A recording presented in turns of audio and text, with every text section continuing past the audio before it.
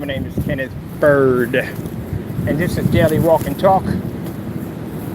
Not so much all the walking, more the talking, because I really don't have the time to be going out like doing the whole distance walk anymore. Not too much, because I got a lot on my plate, and to meet up with the place to be able to show off our screen technology, they love the technology.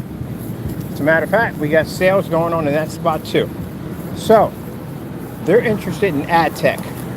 I told you, ad tech, man, is an amazing technology that can be utilized in just about any place we put it. Places that we're going up to set up to do our demonstrations are requiring ad tech's technology.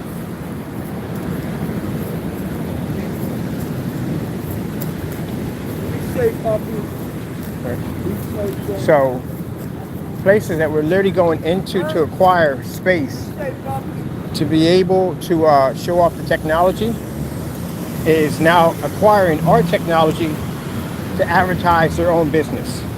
The ad tech, I told you, is going to take off on a high note.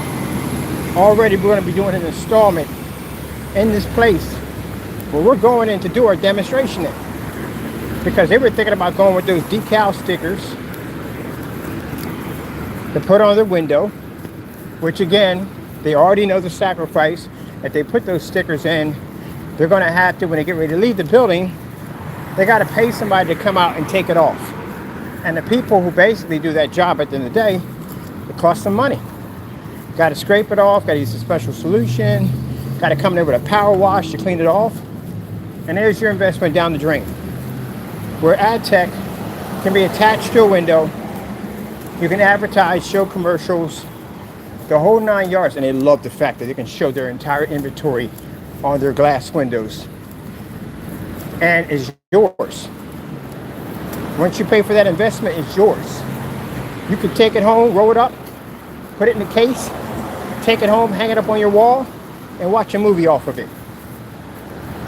If you're renting a building, it's not yours, you don't have to worry about it. It's your advertisement, it belongs to you.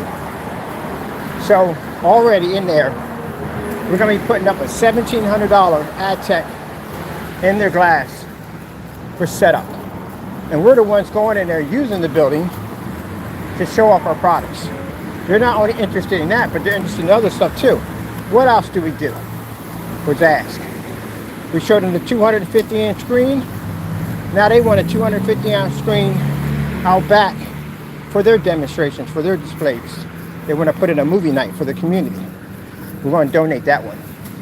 Because again, this is going to bring publicity to the company. So a free screen's not hard to do. They want a ceiling done. The ceiling in there is massive. It's a big ceiling. It's roughly over 300 inches. It's big.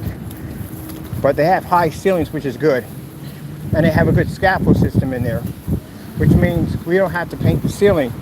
We can put a screen in, and we can put the projectors up high and produce the image downward, which means they can have an image without seeing the projectors. That's the Halloween screens, ones we got coming out in September. They have that capability. They can do more than just watch Halloween off of it. You can do it for Christmas, anything you want to use it for. Those will be coming out in September. Around roughly, I'd say September the 7th or 8th, we should have that kit available. I still got to go back to the website and I got to update. Other updates that are coming through right now is if you saw the Apex Gamer, it is going to be a screen paint now. The reason why, because we need a bigger facility to coat those screens in. And right now we haven't locked that in yet.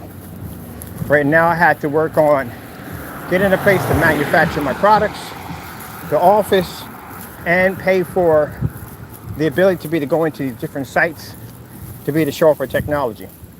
So all this costs a lot of money. So right now we're going to use a paint because we got to paint to process our paints. Not a problem. We're not big enough ventilation area to spray those kind of screens down. So like I said, we got all that coming in December, We'll get a bigger work facility for that. Baby steps, people. Take your time. It's all about baby steps. And the fact they're already established online already, that is the backbone of being able to show what our technology can do. Now, this is the part I got to talk about because it's hilarious. And it is. I can't understand the naysayers. First, let me explain something to you. How are you even going to convince businesses that our products are fraudulent if they're standing right in front of our products? Yeah, we got you labeled out here as haters. Haters, yeah, we got you broadcasted out here. People know about you already out here. We're making you known. Give me a little bit of limelight of your activities and how you carry your business. And they won't touch you now. I'm going to get you blackballed everywhere.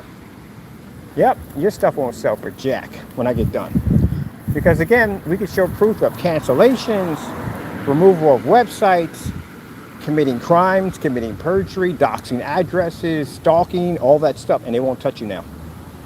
It only takes one match to blaze a forest. That's it. So automatically, companies, everyone we deal with, whether they be big chains or small chains, won't touch you with a 10-foot pole. All right, let's move on. I found that kind of funny because these dummies will contact people that'll be sitting right in front of the screen talking about, they know you're haters when they see you. Because they're sitting right in front of the screen. So you're going to convince them that the screen's not working, that they're sitting in front of and they're watching. That tells you the level of hatred and stupidity that follows behind these jokers at the end of the day. Look, deal with it. I told you, you can't stop God's destiny. It's going to happen, whether you like it or not. But another one of God's destinies, too, is to see you behind bars. You can't stop that one either. But I want to get back to what I'm talking about here. So anyway, yeah, so the Apex Gamer, we're going to make it a screen paint for now. 50 ounces. Gives a gamer a chance to be able to paint whatever he wants at the end of the day. We're going to be doing our demonstrations on site. I'm going to wait for a minute because I want the car to go past while I'm having a little conversation. So we're going to make it so basically you can paint the screen any way you want to. It's going to be a 50-ounce container, paint up to 190 inches. On top of that, I got a pretty cool idea, something I want to add into the packages from now on. So we're going to put in a screen starter kit. It's going to come with a screen, probably 10 by 20 inches. That's big enough to do whatever you want to do. And it's going to come with the built-in for the brackets. All your brackets, all your hardware, everything you need to put your frame together. All you have to do is get the wood and you're done. Because I get people that'll contact me and say, well, I don't know what kind of brackets to get. I don't know what size brackets to get. I don't know if I'm getting the right ones. And this can become confusing. So we'll do the job for you. Not a problem at all. We'll pay for your brackets, put them in the box. We'll pay for your 10 by 20 surface, put it in the box, and you're good to go. So they're going to come with all screen paint products. Will have those free projection screen starter kits in them. So I have to go to the website. I have to update. I have to go in and put in all the information. Go in and change the Apex Gamer over to paint for right now. And I'm going to be doing demonstrations on that pretty soon on site. And the starter kits, they have to be updated on the site. So yep, everything's going well. And business cards. Got to get the business cards. I'm getting the business cards. I want a digital card. I was just talking to the people over there. They're getting digital cards. It's the way to go. It's the way to do business through digital. We're not supposed to go to a store down here. See, this is what happens when I do the walk and talk. I'm literally supposed to go all the way down here to a store to go pick up my stuff, go back to the office and update. I just dropped off packages a few minutes ago. So this morning started with me getting up. I had to get special stickers because my stuff has, my paints have safety material data sheets on them. Yeah, I went down and paid for that. So you have to have, if you're shipping paints through the United States Postal Service, they need them safety material data sheets. They have to have them. They need to know if your product is water-based. Speaking of you, Danny, by the way, making stuff from scratch under the table, and you don't have safety material data sheets sitting on your stuff, you know how much trouble you can get into right now? If you shipped anything, and I mean anything, through the United States Postal Service, anything, and I can show you did, because I can see unboxings on your stuff, by Solomon 5, or Daniel McAfee can also get in trouble for it. You have to have safety material data sheets to ship a liquid through the United States Postal Service. I got mine. So they have to know what's in it. They have to know if it's hazardous, if it's flammable, if it's combustible, you know, stuff like that. If it spills, how do you go the proper way of cleaning it up? All that stuff is required. But you make claims on your website that your product's not bought over the counter, that you make your stuff from scratch, which we all know is a lot. But that alone, just saying that, can get you in a lot of trouble. Because you can't ship something that you claim that you're getting not over the counter. It's a raw element that you're mixing together without a license or chemistry license or proper license or zoning to have it, the facility to do it. You're going to look at Homeland Security popping up at your front door, because you're looking at chemicals that you're making and you're shipping to the United States Postal Service, the government, that you're making claims that you made from scratch. Everything over the counter has gone through a safety material data sheet. It's gone through what you call a flash zone.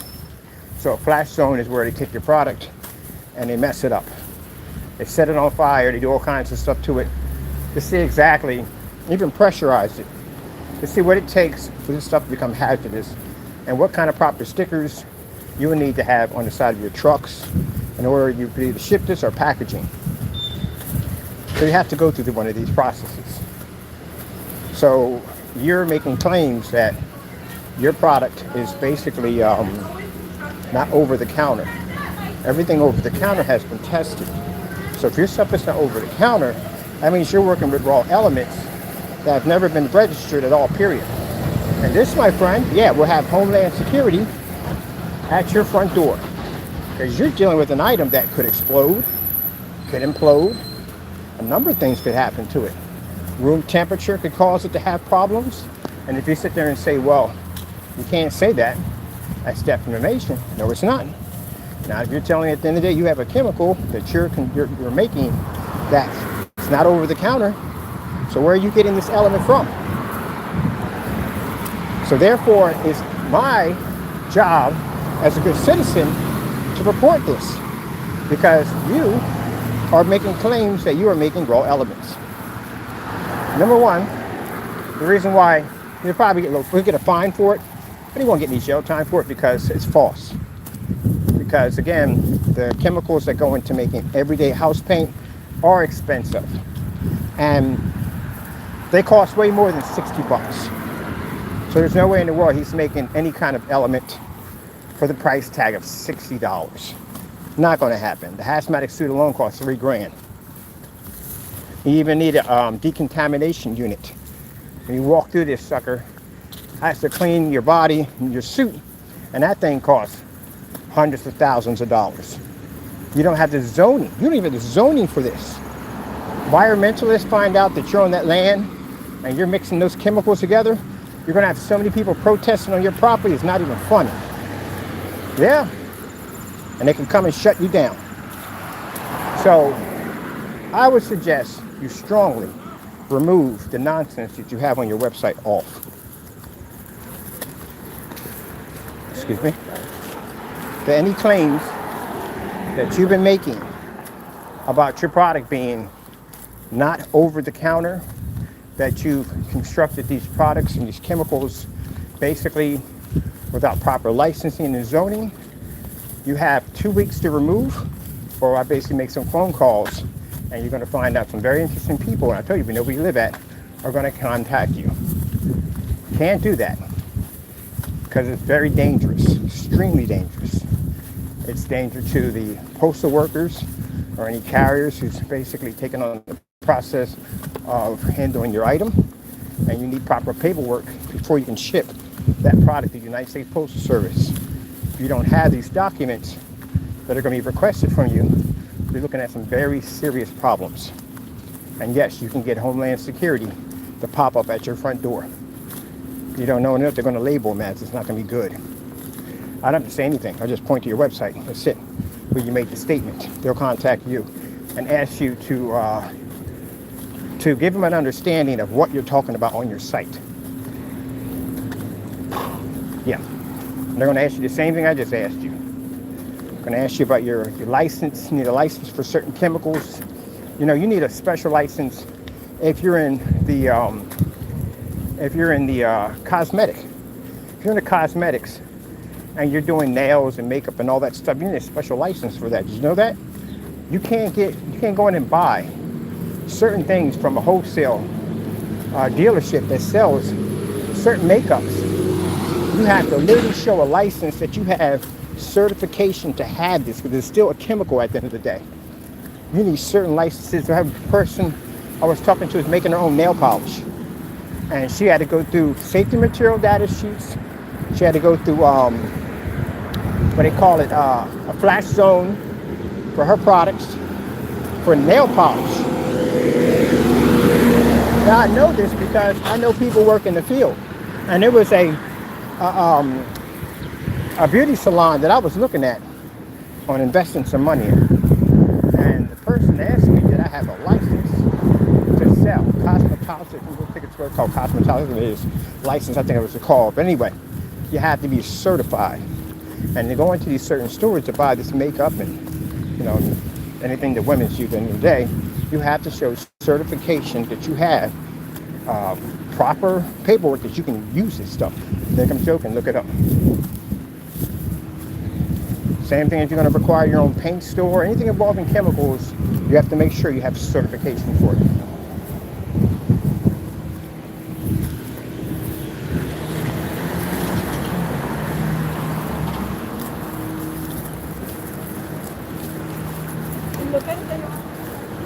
So that's what I had to do. Because if you're going to be doing with a distributorship is going to request for your safety material data sheets. They have to have it. Because if your chemical is being transferred overseas and say there's an unfortunate accident and your stuff spills out, now they're going to be contacting you or whoever we're doing business with, and they're like, hey, look, some of this stuff spilled out. How do we clean it? What kind of chemicals are we using? Because they can't throw anything on it. They throw something on it, and there's a chain reaction, and it could turn out something far worse than what it is. Then you're dealing with a problem on your hands. So you're going to request your safety material data sheets, what's in this stuff. Now, due to trademark secret, which you can't do, because you have to be to show that it is a trademark secret is interesting, paperwork to file. You still have to tell what's in it. But it's something where if your stuff does spill, you do have to give them a certain amount of information, enough to be to satisfy what they need, but you can guard the original ingredients of what's in it due to the trademark. See how you got to know all this stuff?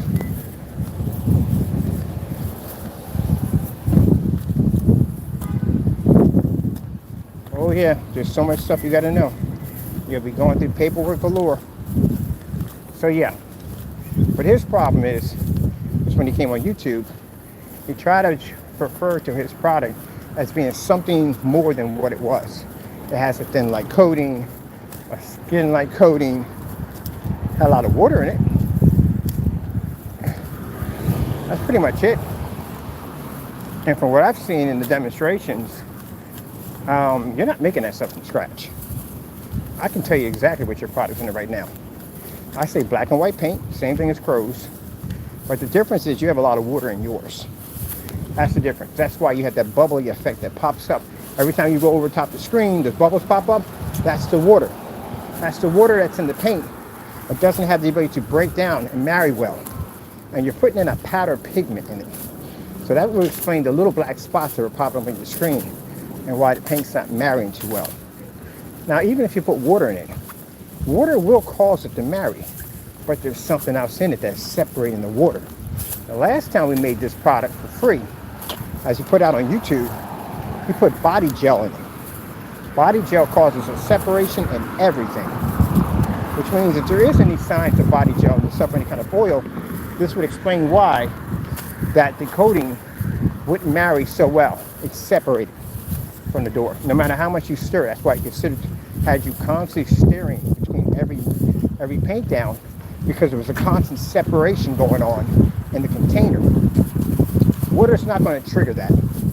Water is going to give it a thin, like coating. It's going to weaken the product if you put too much of it in. But the oil, on the other hand, that would cause separation. And also, too, oil would also trigger off hot spotting. now viewing cone effect. And also too, the other problem it would trigger off is it wouldn't work with ultra short throw projectors. Because an ultra short throw projector at its distance throw being extremely minimum would actually hit that screen at 3,000 lumens. Even at 2,000 lumens would be far too much light for the screen to take in, especially if it has an oil base to it, which would cause the screen to hotspot. I told you I know what your stuff is. I've been making this stuff for years, man. I've seen, you've been around for 14 years. You've been around quite a few form sites. You've seen just about everything you could think of made in the book. Every kind of ingredients. Your stuff is nothing different. I've seen it already before. I've seen it a dozen times. I've seen people put water in their paint, nail polish, spray paint, you name it, I've seen it. The problem you have here is the fact that even when you make your products, you still are going to have to go through multiple demonstrations on different calibers of projectors, because each projector is going to give off a different kind of quality to the screen. This also includes not only the lumens of the projector or low lumens of the projector, but the projector's resolution capabilities. On top of it, the projector's contrast is going to mean anything to the screen, or is it going to work at all, period. You have to do a color balance test. This has to be done multiple times on different forms of surfaces, including white and certified, inside and outside, on all different forms of caliber projectors. So what I just said right now, I just mentioned 20 videos that you should have in your category based on what I just said. And the fact that I couldn't find any clearly shows me you didn't do any tests at all. Just a bunch of nonsense. But anyway, I like to break that down real quick. I think at the end of the day, they think that I don't know what I'm talking about, but I'm far more smarter than you. So trust me, I've been around for quite some time. I have quite a lot of experience in the field, and I know more than they do. That's why when I ask some basic questions, I'm met by laugh emojis, insults, usual. But anyway, get back to me. So my technology, yeah, already tested, ready to go. Right now, in the office, my screen size is duals. Oh, yeah, we should go right down here. We should hit our spot right here. My screen size duals are 150 inches. I got 150 inches on each side. Ultra short throw setup.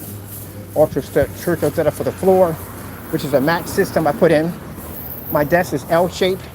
The entire desk is a projection screen. I have a customized piece of plexiglass that stretches from one end to the next. They use Pico projectors.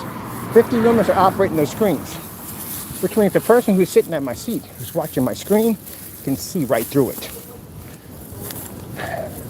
That entire place is set up on one big advertisement technology. So people can come in and see the technology under them and around them. Meanwhile, as we're going out here searching new places to do our demonstrations in, we are acquiring contracts every place we land because of the ad tech. Because again, like I said, you spend the money for these decal stickers, it's the same thing every day. Holidays pop up, same advertisement. New inventory come in, same advertisement. And then when you leave the building, you can't take it with you. So you spend how much money? You gotta spend money for somebody to come in to remove it. So maybe you can get the security deposit back. For our technology, you can use it inside, outside. You can take it home and watch a movie off of it. And it's yours. And keep in mind that you can change your inventory anytime you want to and display it right through your window.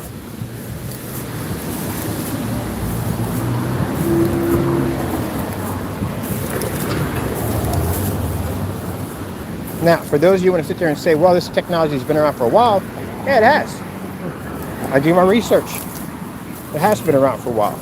The only problem is the fact that the technology that I've seen, that I've done my research on already, is simple, is that technology has to be used on days like this, where it's cloudy.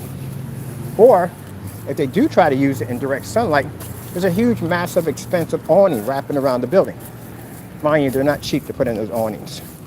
For ad tech, can absorb sunlight. And we tested it. We tested it every hour, starting from 8 o'clock in the morning until 6 o'clock. And it pulled.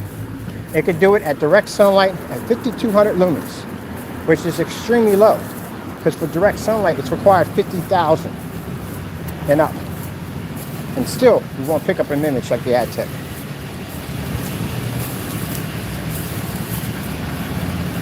And mind you, that projector cost me $300. That's it. Not 50, 60, not 100,000.